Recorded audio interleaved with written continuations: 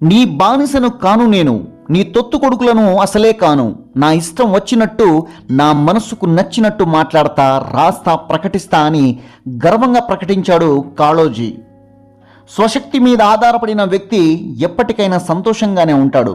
తెలివితేటలు మాత్రమే సరిపోవు, కష్టపడే గుణం కావాలి. అదృష్టాన్ని సరదాగా నమ్ముకో, కష్టాన్ని పూర్తిగా నమ్ముకో, విజయం నీదే.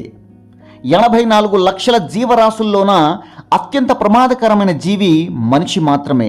ఇది ఒప్పుకున్నా ఒప్పుకోకపోయినా ఇదే నిజం. అజ్ఞాని ఈగ లాంటివాడు, జ్ఞాని తేనెటీగ లాంటివాడు.